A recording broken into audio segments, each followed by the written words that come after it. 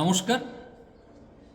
Voter list গণতন্ত্রের শেষ কথা, কিন্তু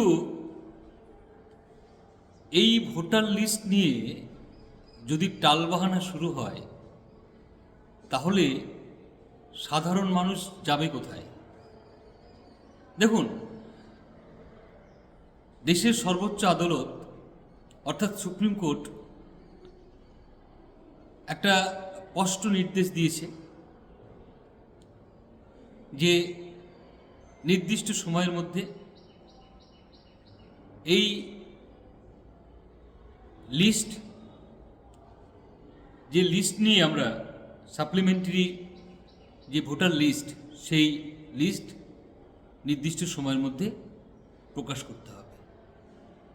কিন্তু আদতে আমরা বাস্তবে যে ছবিটা দেখছি সেটা অন্যরকম।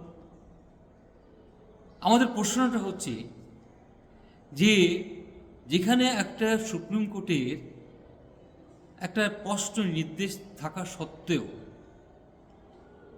এই টালবাহানাটা করছে কেন?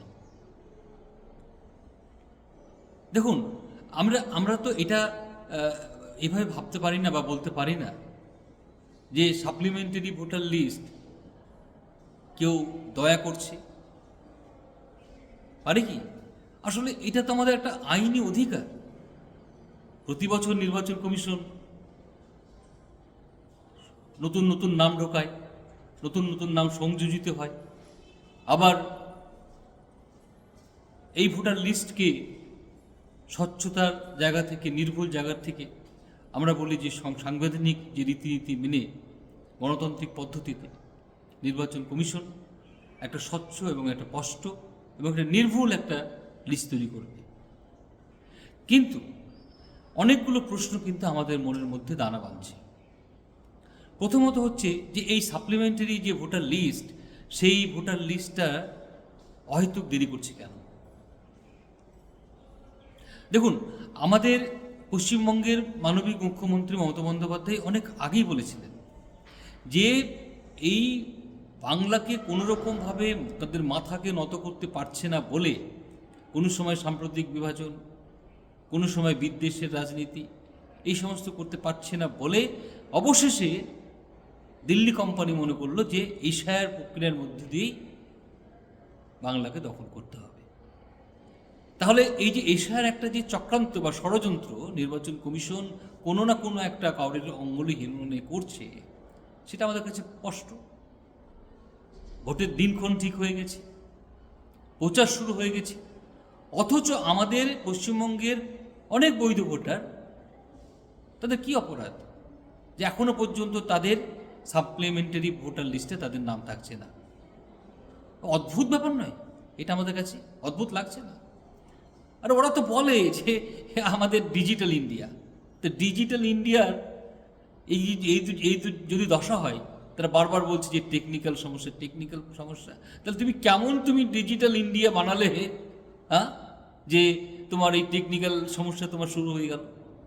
আসলে টেকনিক্যাল সমস্যা তো নয়, টেকনিক্যাল সমস্যা নয়। আপনারা নিশ্চয়ই এতদিনে বুঝতে পেরেছেন যে তারা চেষ্টা করছে যে বিশেষ করে একটা সম্প্রদায়ের মানুষের নাম যাতে এই ভোটার লিস্টে না থাকে। এটাই সত্য। তো যাই হোক, আমরা যারা দেশ বাঁচাও গণমঞ্চের পক্ষ থেকে এই যে আমাদের যে ইউটিউব চ্যানেল, গণমঞ্চ বার্তা আমাদের ইউটিউব চ্যানেল, আপনারা আপনাদের মতামত জানান যে কোথায় কোথায় আপনাদের নাম বাদ গেছে, বৈধ ভোটার সত্ত্বেও কিভাবে তারা আপনাদেরকে বাদ দিয়েছে, এই সমস্ত বিষয় নিয়ে আপনারা জানান, কমেন্ট করুন।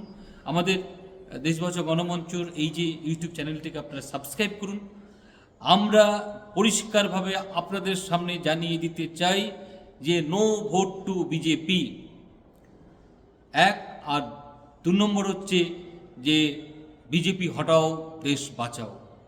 আমাদের লড়াই চলবে এবং এই যে নির্বাচন কমিশন তোতা পাখি, এই যাদের অঙ্গুলি হেলনে যারা এই কাজগুলো করছে, মানুষের জনমতের ভিত্তিতে, প্রতিবাদ এবং প্রতিরোধের ভিত্তিতে তাদের এই মুখোশ একদিন মানুষ খুলবে এবং এটা প্রমাণিত হবে যে এই এশায়ারের নামে একটা গভীর ষড়যন্ত্রে তারা লিপ্ত হয়েছেন। কিন্তু আমরা এটা দাবি করছি, যতক্ষণ না পর্যন্ত এই সাপ্লিমেন্টারি ভোটার লিস্টে বৈধ কোনো ভোটারের নাম একজনেরও যদি বাদ যায়, তাহলে আমরা কিন্তু তীব্রভাবে আমরা কিন্তু প্রতিবাদে নামব। এটা মাথায় রাখবেন। সকলে ভালো থাকবেন, অবশ্যই দেশভাষা গণমঞ্চের সঙ্গে থাকবেন এবং আমাদের এই চ্যানেলটিকে সাবস্ক্রাইব করুন এবং আপনাদের যা যা সমস্যা আছে এই ভোটার সাপ্লিমেন্টারি ভোটার লিস্টে যাদের নাম ওঠেনি আপনারা আমাদের জানান কমেন্ট বক্সের মধ্যে দিয়ে।